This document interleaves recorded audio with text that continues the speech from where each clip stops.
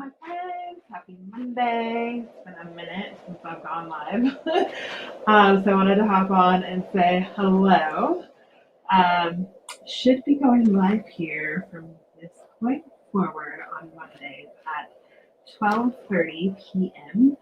Mountain Standard Time or Mountain Daylight Time, depending on what time of year it is. We have that weird daylight savings thing here in the US, and they like to turn the clocks forward and backwards in certain parts of the country. So right now it's Mountain Daylight Time.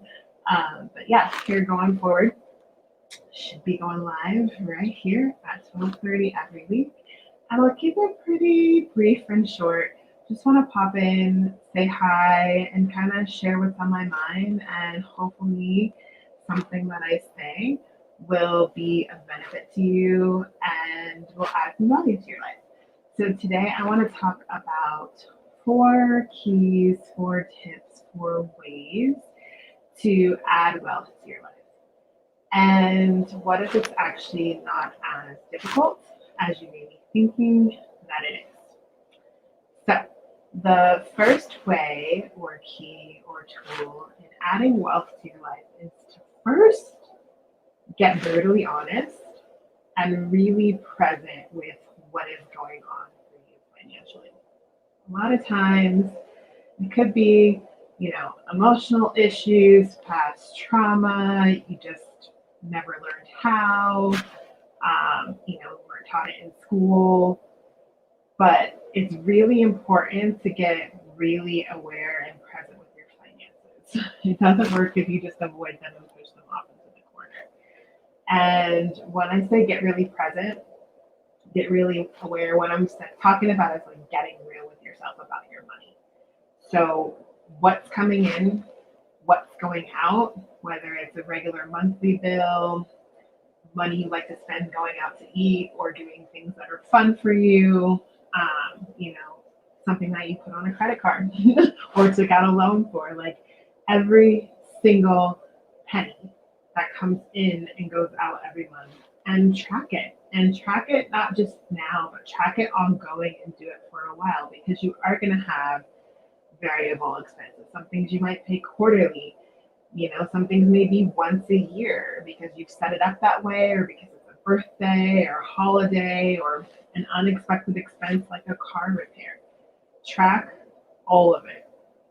It feels so much better when you have a ton of awareness about what is coming in and what is going out. So that's number one, right?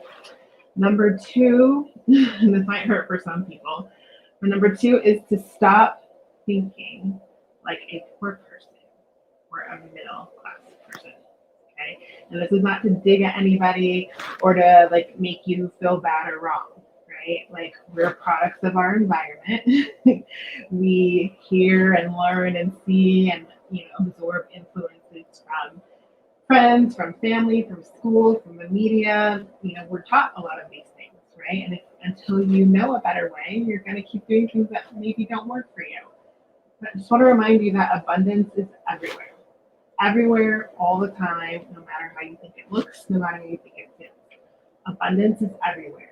And even though sometimes it may feel like you don't have enough money, or there might be more money going out than money going in, one of those reasons is because you're not tracking everything that's coming in and everything that's going out. Awesome. I'm so glad that's what you needed to hear today, Karen.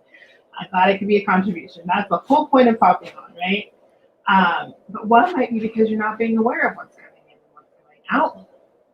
And two, again, we're products of our environment. So a lot of times we tend to see things with like tunnel vision based on what we're willing to receive, based on our past experiences. One, because our brain can really only create based off what it knows from the past.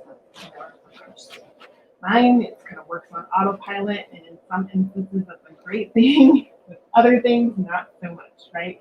Like, I'm pretty sure you're glad you don't have to remind yourself to breathe every day, or for your heart to pump your blood through your veins, or for you to have to remind yourself to go to the bathroom. Those are great ways our subconscious mind and our autopilot system works to support us. But a lot of our limiting beliefs and a lot of things that work against us, that were put there for protection, fight or flight mode during caveman days, they actually work against us in creating a life that works for us, because we don't have bears and lions chasing us now. We don't need to like always be on defense, and we don't need to create based off the past. The universe is infinite, the universe is abundant, there's infinite possibilities.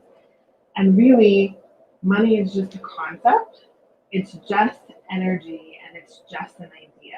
And everything in the universe flows and works off of abundance, including money.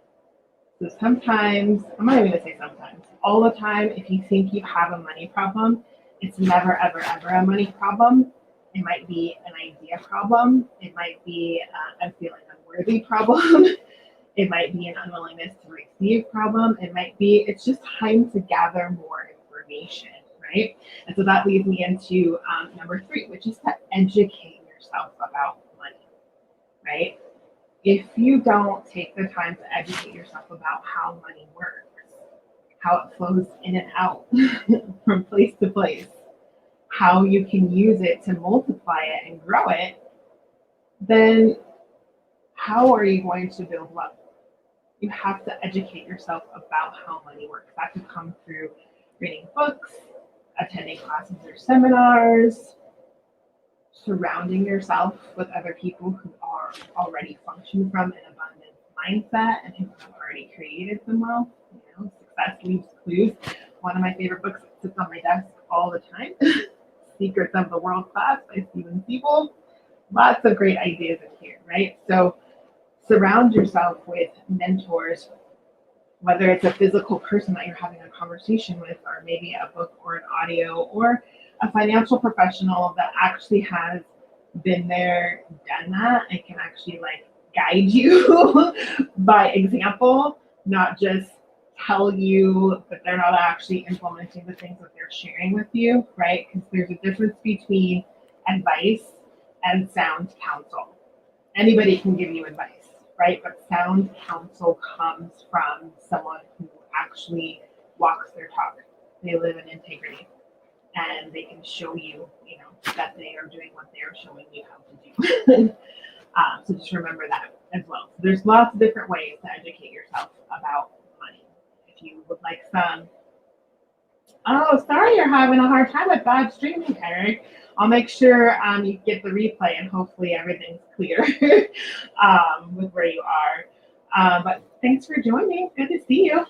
But yeah, educate yourself about how money works. Money can actually be fun. I'm one of those like sick, weird people that like has loved since I was a kid to study all the different ways that money works. Like it's actually a fun topic for me. So maybe if you don't really like money or you don't like talking about money, maybe you could figure out some ways to create some fun with it and learn to actually enjoy it, and like allow it to become like a best friend. Like what's your relationship look like with money, right?